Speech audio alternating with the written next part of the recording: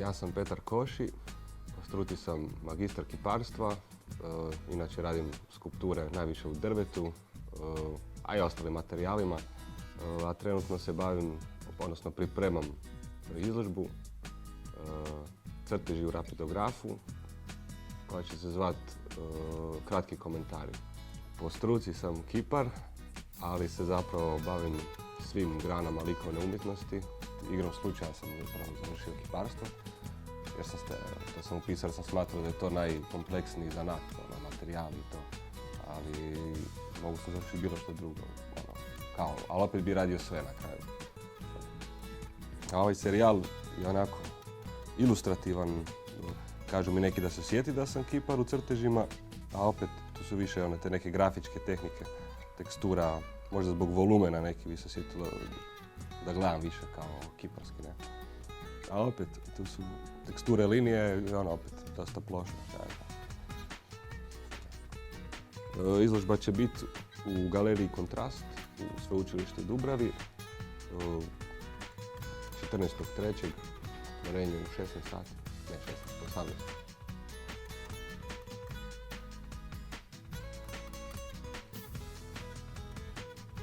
Ovo su trenutno animalistički motivi, dok nisu sve životinje iz mimezisa skroz izvučene, nego su onako ili su miješane ili su poluizmišljene, ali sve će biti više manje satirično, komično, neko postavljanje recimo društva u te gabarite crteža, kao neka vrst likovne basne skoro. Znači gdje ljudi postaju životinje i komično se nekako predstavljaju kroz situacije, šta ja znam. Ali ovo je baš zapravo kao prekrasno izgleda sad taj neki gušter koji ima oblik leptira na glavi, ne? Ali je zapravo oduran jer mami leptire da ih poždere, ne? Dakle, je bitno imati mir, treba se osjećati ugodno. Mislim, ja ovdje boravim baš skoro cijelo vrijeme. U kući samo spavam, jedem, a tu sam zapravo baš cijelo vrijeme, ne? I onda tu, ne znam kako bih rekao, crtanje je i rad općenito je istovremeno i rad i opuštanje. Znači, kad se odmaram od jednog rada, radim drugi, znači radim obično i simultano više radova i više tehnika.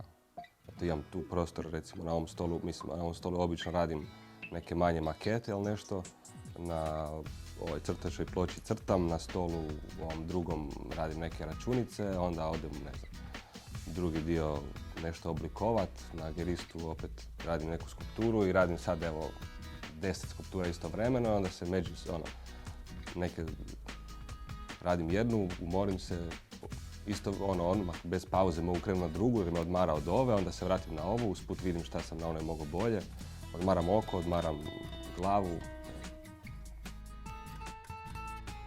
Da, to je dobro, biti okružen tim radovima koje radiš, ali opet ih je dobro i sakrit.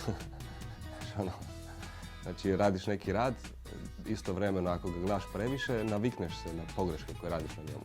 A ga sakriš i jedno vrijeme ne gledaš, onda ćeš vidjeti odmah. Čim ga ponovno vidiš, tu sam full 100%.